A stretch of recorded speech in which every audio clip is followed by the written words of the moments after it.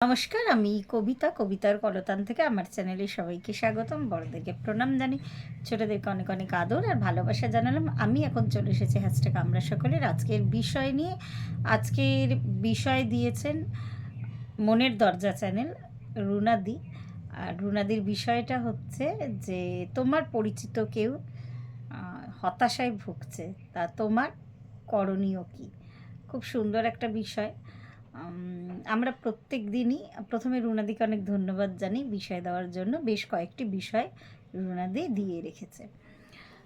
প্রথমেই বলি যে আমাদের চারিপাশে এমন অনেক মানুষ আছে যারা হতাশাগ্রস্ত বা হতাশায় ভুগছে। এখন তো এটা একটা খুব জেনারেল সমস্যা। হয়তো আমার ভেতরের মানুষটাই হতাশায় ভুগছে, সেটা কিন্তু আমরা অনেক সময় বুঝতে পারি না। মানে আমাদের পরিবারের ভেতরে আমাদের একদম চেনা গণ্ডির মধ্যেকার মানুষ, অনেক সময় আমরা একসাথে থাকি, হয়তো একসাথে আমরা জীবন কাটাই, কিন্তু অনেক সময় আমার সামনের মানুষটার মনের মধ্যে কি চলছে সেটা কিন্তু বোঝা যায় না, সে যতক্ষণ না বলছে। তো অবশ্যই কিছু লক্ষণ আছে, আমার মনে হয় ভালো সাইকিয়াট্রিস্টরা বুঝতে পারবেন বা সাইকোলজিস্টরা বুঝতে পারবেন যে তার লক্ষণগুলো কী। তাও কিছু না কিছু জিনিস দেখে কিন্তু বোঝা যায়। যে কাজটা আগে করে সে আনন্দ পেত এখন আর পারছে না, বা যে খাবারটা খেতে ভালোবাসতো সে হয়তো সেই খাবারটা খাচ্ছে না, বেশ কন্টিনিউ কদিন ধরে মন খারাপ চলছে। হতাশায় একদিন দুদিন হতাশা, সেটা যখন ডিপ্রেশনের রূপ নেয় সেটা কিন্তু সময় লাগে নিতে। হ্যাঁ, একদিন দুদিনে কিন্তু তা হয় না। এখন তো একটা বাচ্চা বাচ্চা মানে একদম হয়তো কথা বলতে শিখেছে এরকম বাচ্চাকেও শুনি যে ডিপ্রেশন ডিপ্রেশন, মানে এমনই ভাইব্রেশন শব্দটার আর কি। তো চারিদিকে এখন ছড়িয়ে পড়েছে এই শব্দটা। অবশ্যই প্রত্যেকটা মানুষের জীবনেই দুঃখ, হতাশা এগুলো থাকবে, এগুলোকে নিয়েই জীবন। সবসময় তো আমি আলোর দিকটা দেখব তা নয়, অন্ধকার দিকটাও দেখতে হয়। প্রত্যেকের জীবনে কিন্তু দুঃখ আছে। ওই যে বললাম, খুব কম সংখ্যক মানুষ এমন গুড ফরচুন নিয়ে আসেন, তাদের হয়তো কোনো দিকটাই হয়তো মানে অন্ধকারময় নয়, এরকম আছে মানুষ, খুব কম মানুষ আছে। কিন্তু বেশিরভাগ মানুষেরই কোনো না কোনো একটা তাদের কিন্তু জীবনে সমস্যা থাকে। তো সেটাকে নিয়ে ডিপ্রেশনে চলে যাওয়া সেটা বুঝবো কী করে, সেটা হচ্ছে যাদের ওই যে বললো অনেক সময় আমাদের ভেতরের মানুষই, মানে পরিবারের ভেতরের বা এক্সটেন্ডেড ফ্যামিলির ভেতরের মানুষ হতাশায় চলে যায়, আমরা অনেক সময় বুঝতে পারি না যতক্ষণ না সে নিজে বলছে। আর এই মন খারাপটা বেশ কন্টিনিউ কয়েকদিন থাকলে সেটা আস্তে আস্তে যখন সে একদম সোশ্যালি নিজেকে মানে একদম পুরো ডিস্টেন্স তৈরি করছে, এই একটা যখন এই ধরনের পর্যায়ে আসে তখন কিন্তু ডিপ্রেশন ব্যাপারটা এসে উপস্থিত হয়। তো এটো গেলে সমস্যাগুলো আমরা অনেকবার আলোচনা করেছি, কিন্তু সমাধান যদি বলতে হয় তো সমাধানের আলোচনা কিন্তু ছাড়া সমস্যার আলোচনা কমপ্লিট হয় না। তো এই ধরনের মানুষ আমি এখন যে ধরনের কাজ করি, এই ধরনের মানুষের সাথে আমার এনকাউন্টার হয় প্রচুর।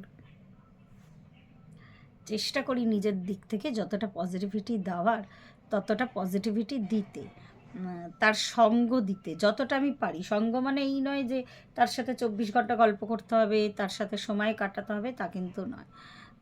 তাকে বুস্ট আপ করার চেষ্টা করি, হয়তো আমার দু একটা কথাতে, আমার অ্যাকশানে, এরকমভাবে কিন্তু আমি চেষ্টা করি। তো এইবার বলবো যে এরকম বেশ কয়েকজন মানুষ আছে যারা এতটাই নিজেকে নেগেটিভ করে তুলেছে যে আমার কিছু হবে না, বা এই জিনিসটা হচ্ছে না, এইটা খারাপ, এই মানুষটা খারাপ, এই মানুষটার সাথে আমার জমছে না, এই চাকরিটা খারাপ। তো এরকম কিন্তু প্রায়শই দেখতে মানে আগেও দেখতাম, এখন তো বেড়ে গেছে। আর এখন যেহেতু আমার কাজটাই এরকম, বিভিন্ন মানুষজন, তাদের বিভিন্ন মেন্টালিটির মানুষজনের সাথে কিন্তু আমাকে কথা বলতে হয়। তো আমি আমার কাজের থ্রুতে সেটাকে দূর করার চেষ্টা করি। এর আগেও আমি বলেছি যে আমার হিলিং দিয়ে, রেইকি হিলিং দিয়ে, অ্যাঞ্জেল থেরাপি করে তাদেরকে কিন্তু ট্রাই করি আমি তাদের সমস্যাগুলো থেকে তাদেরকে মুক্ত করার। এটা আমার প্রসিডিওর। এবার সবার তো এই ধরনের হিলিং জানা নেই, বা সবার এই ধরনের মেথড জানা নেই যে তাকে ট্রিটমেন্ট করে।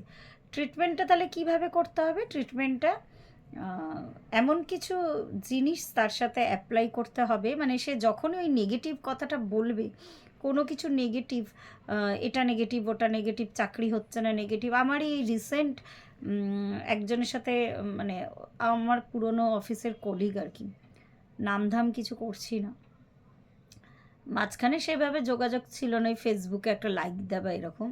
তো ও আবার এসেছে, তো ওই একদম নেগেটিভ, মানে সবসময় ওর ফোনেই বোঝা যায় ও একদম সারাক্ষণ শুয়ে আছে, শরীর খারাপ, এরম একটা ব্যাপার, না টাকা এলো না, এই পেমেন্টটা এলো না, এটা হচ্ছে না, আমার কপাল খারাপ, এই জিনিসটা মানে ক্রমাগত সে বলে। তো এই কথাগুলো যখনই সে বলবে না, তখন কখনোই তাকে সিম্প্যাথি দেখানো উচিত না। হ্যাঁ, তাকে কখনোই ওইটা বলা উচিত না, আহারে কি করবে, হ্যাঁ মেনে নাও, হ্যাঁ হ্যাঁ সত্যি তোমার কপাল খারাপ। আমি দেখেছি এটা এটা কিন্তু সিম্প্যাথির ব্যাপার না। যখনই তাকে সিম্প্যাথি দেখাবে, তখন তার নিজের মধ্যে না একটা সেলফ পিটি, হ্যাঁ ঠিকই তো, সবাই আমাকে সিম্প্যাথি দেখাচ্ছে, তার মানে সত্যি আমি হয়তো খুব খারাপ একটা অবস্থার মধ্যে দিয়ে যাচ্ছি। তাকে তখন অন্যভাবে মেন্টাল সাপোর্ট দিতে হবে। আমার মানে এই ক্ষেত্রে কিছু ক্যালকুলেশান আছে, যে মানুষটার যেরকম মানসিকতার, তার নার্ভটাকে আগে ধরতে হবে, সে কি প্রসেসে চিন্তা ভাবনা করে সেটা আগে বুঝতে হবে। তো সেই ওয়াইজ তাকে ট্রিটমেন্ট দিতে হবে।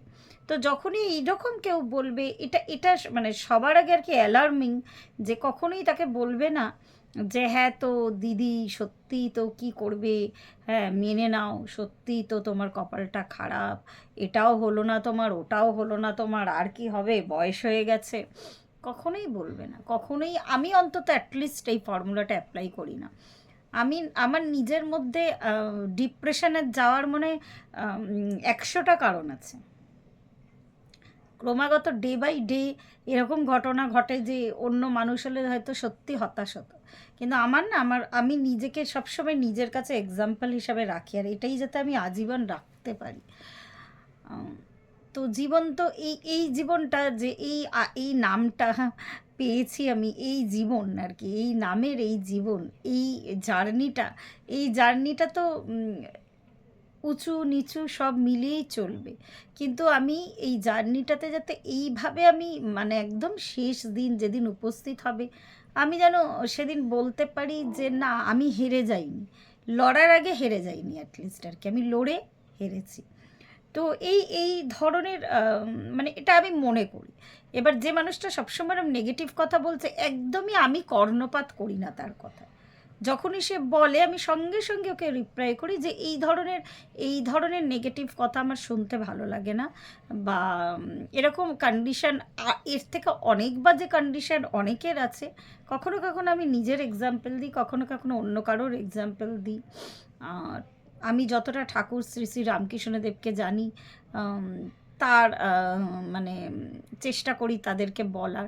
আমাকে যেমন কিছুদিন আগে একটা হয়তো উদাহরণ দিলে বুঝতে পারবেন, এক দিদি, তার বাড়ি গেছিলাম, তো সে আমাকে বললেন যে তিনি উইডো, বছর 9 হলো, 8-9 বছর হলো, তার হাজব্যান্ড চলে গেছেন আর কি। তো তিনি আমাকে বললেন যে আমার লাল পরতে ভীষণ ভালো লাগতো, দেখো আমাকে কেউ যদি জিজ্ঞেস করতো যে আমার কী রং পছন্দ, আমি সবসময় লাল বলতাম, দেখো আমার জীবন থেকে লাল রংটা চলে গেল। আসলে তখন এই কথাটা যদি আমি বলতাম, হ্যাঁ হ্যাঁ কী করবে, মেনে নাও কালের নিয়ম, বা তো এইটা বলতাম না আজকাল তো এসব কেউ মানে না, তুমি কেন মানবে, আমি এর মধ্যে দুটো কোনো কথাই বলিনি। আমি তখন শ্রী শ্রী মায়ের উদাহরণ দিলাম, ঠাকুরের উদাহরণ দিলাম, তখন তিনি কথাটা বুঝলেও। তো আমি ওনাকে বললাম যে আপনার হাজব্যান্ড তো আপনাকে বারণ করে যায়নি যে লাল রঙের শাড়ি না পরতে? তো বললো হ্যাঁ তুমি তো ঠিকই বলেছো কথাটা, আমি না এই ভেবে ভেবে ভীষণ ডিপ্রেশনে যাই, আরও অনেক কথা শেয়ার করলো। তো ওই কোন মানুষের কোন নার্ভটা সেটা ধরতে হয়, ধরে তার সাথে কিন্তু কথা বলতে হয়। তো একদমই মানে যেটা ফার্স্ট ফর্মুলা হচ্ছে, কখনোই তাকে একদমই দেখাবে না যে আমি খুব সিম্প্যাথি, তোমার দুঃখে আমি দুঃখী, এই জিনিসটা তাকে কখনোই বলবে না। তাকে বিভিন্ন এক্সাম্পল দিয়ে তাকে হাতটা ধরার চেষ্টা করবে। এবার কাউকে তো জোরও করা যায় না। আমার নিজের মানুষ হয়তো একদম ব্লাড কানেক্টেড, বা যারা আমার কথা শুনে চলবে, তাদেরকে হয়তো আমরা জোর করতে পারি। এবার আমার একটা ইমপ্রেশন ফেলা, যে আমার কথাগুলো এরকম অনেকবার হয়েছে, আমার কথা কিন্তু মানুষের কাজে লেগেছে। তারা কিন্তু পরবর্তী সময় আমাকে বলেছে যে এটা করেছিলাম, আমার কিন্তু এটাতে ফল হয়েছে। তো মানে এটা আমার গুড ফরচুন, যদি আমি একটা মানুষকেও এইভাবে দাঁড়াতে সাহায্য করতে পারি। আমি তো টাকা পয়সা দিয়ে হেল্প করতে পারছি না, বা অন্য কিছু দিয়ে হেল্প করতে পারি না সব সময়। তো এইভাবে যদি একটা মানুষকে হেল্প করতে পারি, এটা কিন্তু আমার অ্যাকাউন্টেই জমা হয়, আর সাথে সাথে তার কিন্তু এই সমস্যাটার সমাধান হয় কিন্তু। তো এটাই ব্যাপার। হ্যাঁ, তা বলে এইটা নয় যে কি বলবো, যে একটা মানুষের ওই যে বারবার বললাম, তার প্রবলেম ওয়াইজ তাকে বলতে হবে, তার জন্য সবসময় রেডি থাকতে হবে। এটা জানবে যে কোনো মানুষ তোমার জীবনে আসছে, সে তার হতাশার কথা বলছে, তোমার থেকে তার কিছু পাওয়ার আছে। ও সবসময় টাকা দেওয়া সম্ভব না, আমরা পারি না, আমি তো পারিই না। হ্যাঁ, তো তাকে এইভাবে আর কি তার সমস্যাটা চেষ্টা করো সমাধান করার। যখন দেখছো অনেকটা ডিপ্রেশনে চলে যাচ্ছে, তখন ডাক্তার দেখানোর সাজেশন দাও। তো আমার মনে হয় এইভাবেই আস্তে আস্তে কিন্তু আমরা যদি একজন দুজন করে হলেও মানুষের জন্য এইভাবে ভাবতে পারি, আমার মনে হয় সেটা অনেকখানি ভালো হবে। আর এইটুকুই বললাম আজকে। প্রত্যেকে ভালো থাকবেন, পরিবারের সকলকে ভালো রাখবেন। ধন্যবাদ।